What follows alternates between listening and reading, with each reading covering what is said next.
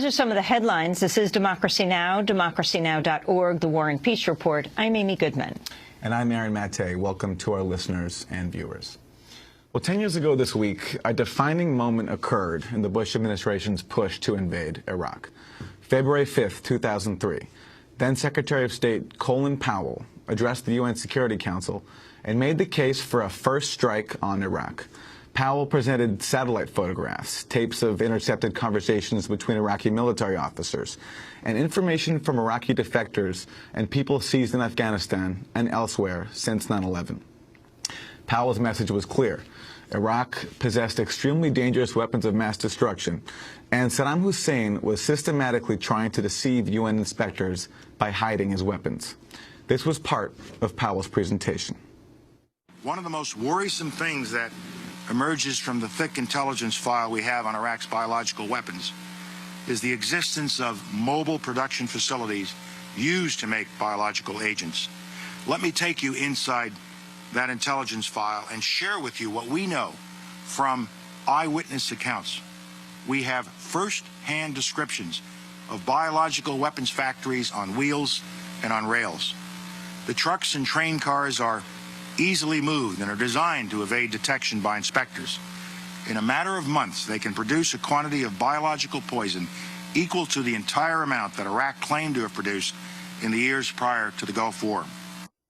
That was then Secretary of State Colin Powell speaking at the UN February 5th, 2003. Powell also estimated Iraq had a stockpile of between 100 and 500 tons of chemical weapons agent. All of his claims about weapons of mass destruction turned out to be false. But at the time, most of the media took Powell at his word. The day after Powell's speech, the New York Times ran an editorial called The Case Against Iraq. It said Powell's performance was, quote, all the more convincing because he dispensed with apocalyptic invocations of a struggle of good and evil and focused on shaping a sober, factual case against Mr. Hussein's regime, unquote. The Washington Post titled its editorial irrefutable and declared, quote, it's hard to imagine how anyone could doubt that Iraq possesses weapons of mass destruction, unquote. Well, the invasion began 6 weeks after Powell made his speech at the UN. For more, we're joined by two people. From Oklahoma City, we're joined by Colonel Lawrence Wilkerson. He served as Chief of Staff to Secretary of State Colin Powell from 2002 to 2005. He helped prepare Powell's infamous UN speech, which he has since renounced. And from San Francisco, California, we're joined by Norman Solomon, founding director of the Institute for Public Accuracy. Also wrote the book, War Made Easy, How Presidents and Pundits Keep Spinning Us to Death. We welcome you both to Democracy Now! Colonel Lawrence Wilkerson, let's begin with you. You really were responsible for putting this speech together for Secretary of State Powell. It's 10 years later. What are your thoughts today? Where did you get your information? First of all, Amy, I don't believe that the hype about that presentation having been the ultimate presentation, as it were, that led us to war with Iraq. You know, George W. Bush, Dick Cheney, and others had decided to go to war with Iraq long before Colin Powell gave that presentation. That said, that presentation was a moment in time that convinced a lot of people in America, first in the international community, maybe even on the UN Security Council in one or two cases, that they had been previously wrong to doubt that he had weapons of mass destruction. And in that sense, it added to the momentum of the war. President Bush himself has written in his book, had he known that there were no WMD, he might have made a different decision. I don't think Richard Cheney would have made a different decision. But it wasn't the seminal moment that sent us into war. It was just one of those moments. And as one of those moments, as I've said before, and as you quoted me, I feel like it was the lowest point in my professional and personal life that I had a hand in managing it. Where did the information come from? Explain how you did put this together. The information came from, in our intelligence system at the time, the 16 entities that compose our intelligence services, and spoken for by the then master of that intelligence community, George Tenet, the director of Central Intelligence, and vouchsafed multiple times by his deputy, the DDCI, John McLaughlin. But it came from a much wider array. I mean, it came from Israel, it came from France, it came from Jordan, it came from Germany.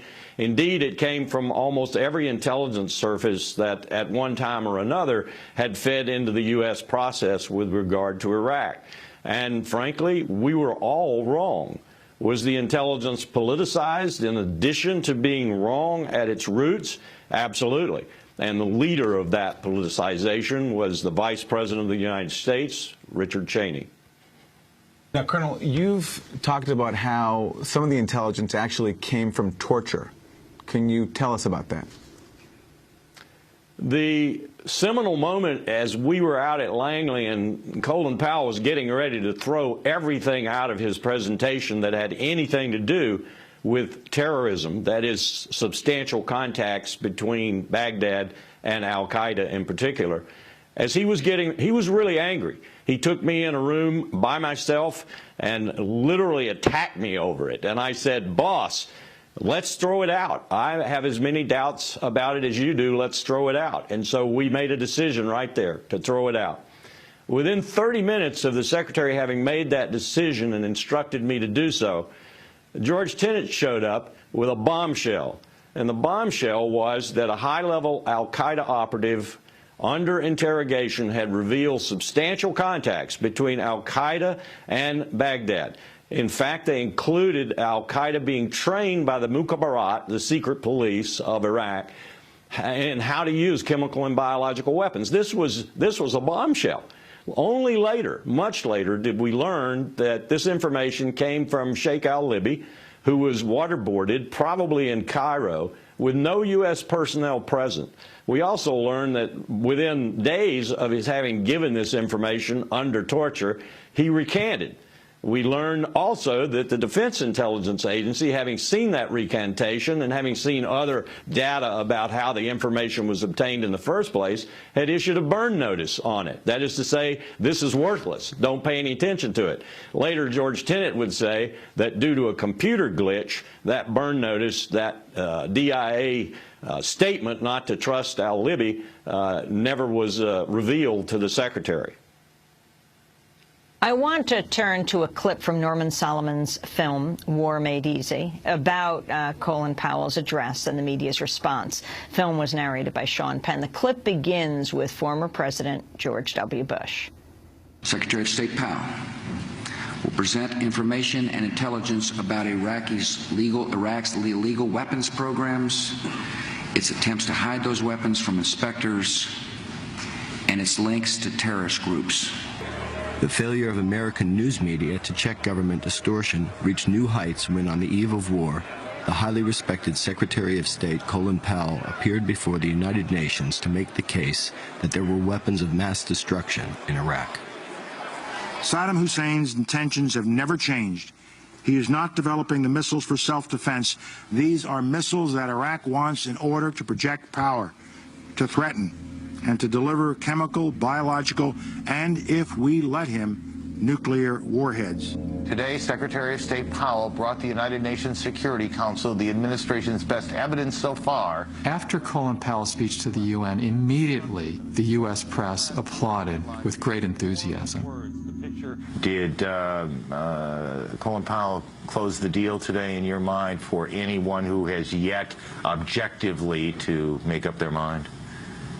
I think for anybody who analyzes the situation, he has closed the deal. There's irrefutable, undeniable, incontrovertible evidence today. Colin Powell brilliantly delivered that smoking gun today. Colin Powell's outstanding today. I mean, it was lockstep. It was so compelling. I don't see how anybody at this point cannot support this effort. He made a wonderful presentation. I thought he made a great case for the purpose of disarmament. It was devastating. I mean, and overwhelming abundance of the evidence. Point after point after point. He just flooded the terrain with data. It's the end of the argument phase. America has made its case. An excerpt from the film War Made Easy. Some of the voices from that clip you might remember. You might recognize Aaron Brown, Henry Kissinger, Sean Hannity, Alan Colmes, Mort Kondracki, Charles Krauthammer. Norman Solomon, this is from your film, the film based on your book, War Made Easy. So you had Secretary of State Colin Powell pushing for war, and as Colonel Lawrence Wilkerson said, he actually believes whether or not this speech were made, the U.S. would have attacked Iraq. And you have the media, which is supposed to be the fourth estate, not part of the state. Talk about its role. Well, we just heard Colonel Wilkerson say that we were all wrong. I'm quoting him here from a few minutes ago. In fact, we were not all wrong. As a matter of fact, many experts and activists and researchers from the get-go in 2002 were saying that the administration case for weapons of mass destruction in Iraq was full of holes. And many guests on Democracy Now! Demolished those claims from the Bush administration in real time. The organization where I work, the Institute for Public Accuracy, put out many news releases documenting the falsities coming from Colin Powell's office and the entire administration, including the week that he gave his now infamous speech at the United Nations. We had UN weapons inspectors like Scott Ritter and Hans von Spanek demolishing many of those claims being made, again, in real time. So what we've heard again today, and I think it's very disappointing, from the former chief of staff here of Colin Powell, is the reiteration of the supposedly exculpatory, actually excuses for just following orders. And I could condense what Colonel Wilkerson just said about Colin Powell's role in the lead up to the war in Iraq. We were just following orders, and Dick Cheney made us do it. No, Dick Cheney didn't make you do it. There's something called resignation. There's something called speaking up and the First Amendment. There are a lot of dead Americans and many more Iraqis because of the silence and the following of orders when we look at what actually took place. Now, one of the most important facts is that 10 years later, an ongoing legacy of Colin Powell's behavior, and unfortunately of our guest as well, and the entire upper echelons of the Bush administration, is a pattern of impunity. Impunity to lie, impunity to deceive and distort, impunity that is personal, that is professional, and is governmental. And that kind of impunity, which has caused so much death and misery in Iraq and Afghanistan and elsewhere, is being fast-forwarded, is prefigurative for where we are now. And so even today, although what's done is done, we might say, the failure of people like Colin Powell to step up and say, look, not only was I wrong, but in planning and implementing aggressive war, I violated the Nuremberg principles. If we could get those kind of forthright statements from these former top officials, we could look at the agenda building for war on Iran in a more understanding light. Colonel Lawrence Wilkerson, your response. I don't want to get into an on-screen argument with someone who makes comments as if he'd never been in government a day in his life or never been associated with power at this level. But I will say, first of all, that when I said we, quote unquote, I meant those in government, not people like him or Scott Ritter or anybody else who were protesting that Iraq didn't have WMD at the time. And when you look at the entire situation and you understand that the Congress of the United States had blessed the October 2002 NIE from which Powell's presentation emanated. When you look at the President of the United States, the Vice President of the United States, the Secretary of Defense, the Congress, when you look at the American people who in polls showed 70% plus agreed that Saddam Hussein had WMD, it's not enough to say that Dick Cheney and Colin Powell and others failed in their responsibility to the American people or to their own government. There were a lot of people that believed that Saddam Hussein had weapons of mass destruction. I'm not trying to rationalize or excuse. I'm just saying that there were a lot of people who had the same view that Colin Powell basically presented at the United Nations. And those people were in other countries too, in Israel, in Jordan, in Germany, in France, because they shared their intelligence with us, and they shared their views as to whether or not the DCI, George Tenet, was basically right in asserting that Saddam Hussein still had weapons of mass destruction. Well, Colonel, let's get real here. Let's get real about this. Okay. Because the public and the media and so many others who did not, in terms of journalism, serve their basic function, were being fed a continuous barrage of messages from Cheney's office, from the White House, from the State Department under former General Powell, telling them, insisting, as occurred at the United Nations, that there were weapons of mass destruction. This belief among the public didn't come from the sky. It came from the administration. We had the Congress passing this green light for war almost 4 months before the Powell speech at the UN, because they had been fed and pushed and pulled, and often expediently they went with this story that had been peddled through the mass media. We had so many networks and newspapers, including the New York Times and the Washington Post, front-paging stuff that was fed to them, duplicitous, mendacious stories that were fed by the administration. So now to say, well, it wasn't just us at the administration, other people believed it. People believed it because they were propagandized by the administration with massive assistance from the mass media. And today we've got to look at the reality that we are in a repetition compulsion disorder cycle. After Powell spoke at the UN, Susan Rice, the current UN ambassador from the United States, immediately praised it as a statement from Powell that proved weapons of mass destruction in Iraq. We had bogus hearings from now Vice President Joe Biden, who chaired the Senate Foreign Relations Committee, excluding testimony from those who had contrary information that would challenge the push to war. We've had John Kerry, now Secretary of State, who voted for and propagandized on national television for the invasion of Iraq. So let's look at where we are. Tomorrow, a hearing for John Brennan, who is being pushed as a CIA director, someone engaging in aggressive war, the use of drones and so forth. And let me say that my colleagues at rootsaction.org are asking you to sign up at rootsaction.org to challenge that nomination. Colonel Lawrence Wilkerson. You're making my point. I find it very difficult to, in the whole, say that all of those entities that you just described, to include the American people, were led down the primrose path by the propaganda flowing out of the White House and the Congress and elsewhere. That presents a picture of a pretty purblind, apathetic, ignorant public, representatives in the government and elsewhere. I can't support that kind of broad brush painting of the situation. There was a million people in the streets protesting. Where did they get the idea they're weapons of mass destruction? Did they get it from their everyday lives? Did they get it from their PTA? They probably got it from the same place a lot of people in the government got it, which was that Saddam Hussein had weapons of mass destruction, had used them against his own people.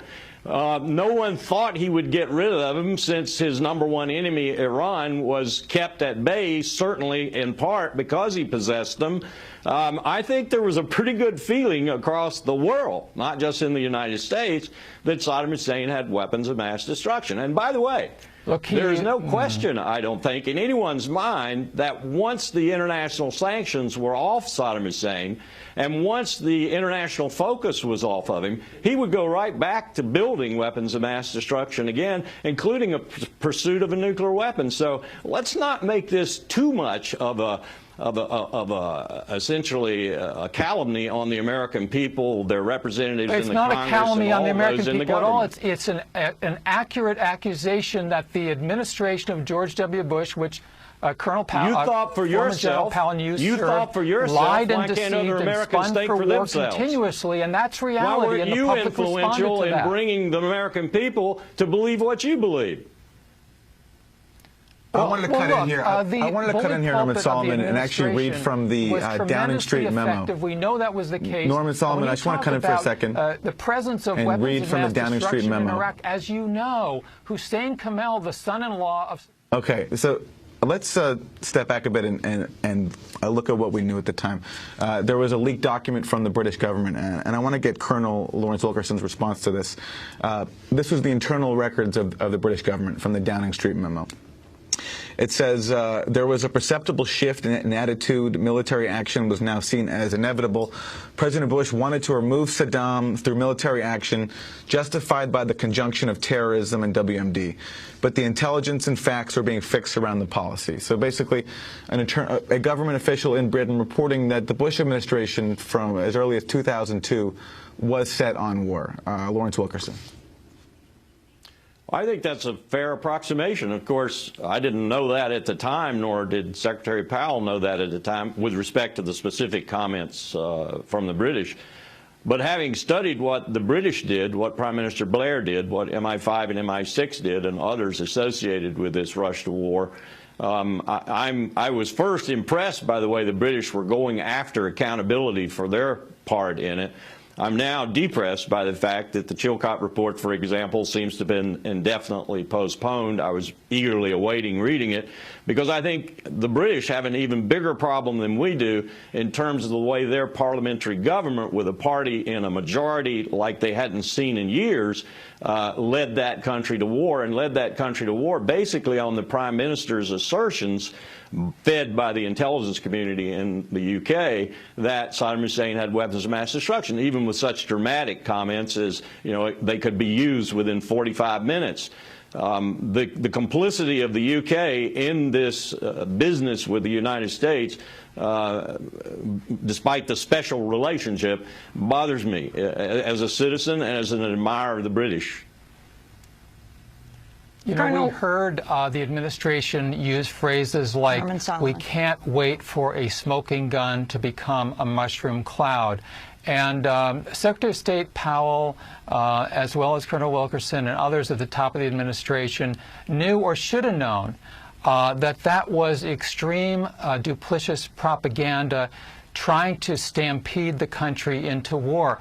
Now, these are real intelligent people running the State Department and the White House, and they are very savvy. And if we at the Institute for Public Accuracy and many other independent researchers could point out in real time that these WMD claims from the U.S. government were full of holes and had no credibility, why couldn't these agencies with multi-billion-dollar budgets and a lot of brain trust come clean? And the fact is, they didn't want to come clean. They were part of the war propaganda apparatus. I don't disagree with what you just said. I don't disagree that there should have been a hell of a lot better job done by what is now a $65+ billion intelligence community, and incidentally, I don't think it's doing a much better job today than it did then. Dollars do not buy you intelligence. But at the same time, let me just say, I didn't see a single one of your reports. So nobody called me from your group. Well, you didn't bother. Nobody tried to get into my office and talk to me from your group. You knew about Hans von Spanak, you knew about Scott Ritter, office, never called me on the phone, never talked to me. Other groups did. Why didn't you? Hey, we were putting out news releases every day. If you would have taken my call, it would have knocked me over with a feather. Of course, you were in the upper strata. You didn't call. On your war preparation. That was the reality.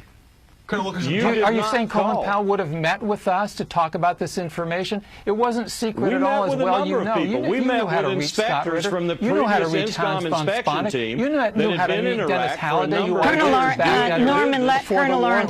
Norman, let Colonel Lawrence Wilkerson respond. And Colonel Wilkerson, I think you made the point earlier that when you said that Norman Solomon clearly wasn't in government, suggesting that you don't know what it's like to be in the bubble that we're in when we are there, is what I heard you saying. So when you say, you know, how come you didn't come to us, what is it like to be in that bubble, especially as you reflect back and see the direction you went in and regret it? Well, let me describe that bubble to you for what I perceive to be the bubble around President Obama right now, and the man he's nominated to be CIA Director, John Brennan. What's happening with drone strikes around the world right now is, in my opinion, as bad a development as many of the things we now condemn so readily with 20/20 hindsight in the George W. Bush administration. We are creating more enemies than we're killing. We are doing things that violate international law. We are even killing American citizens without due process, and have an attorney general who has said that due process does not necessarily include legal process. Those are really scary words.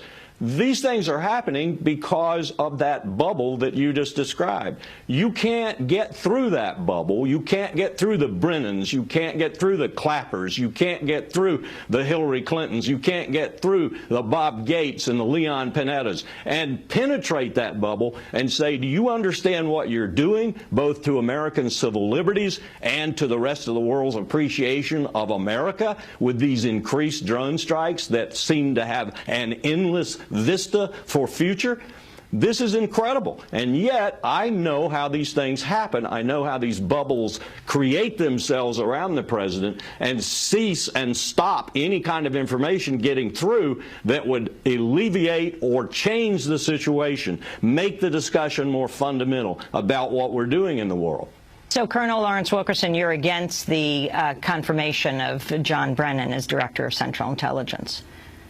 I think we ought to have a really, really hard discussion about what he represents and what he, because he represents it, will probably take to the directorship of the CIA. We're going to leave it there. Well, I'd like to invite Colonel Wilkerson to go to rootsaction.org, sign up for our action alerts today to challenge the nomination of John Brennan to run the CIA. And just to mention that the impunity of the past is prefigurative for impunity of the present and the future. And I hope you'll join with so many millions of other Americans to actively and vocally oppose not only this nomination of Brennan, but also the entire so-called war on terror, which is impunity for war that is aggressive around the world. Colonel Wilkerson, could you see yourself doing that? I'm already doing it.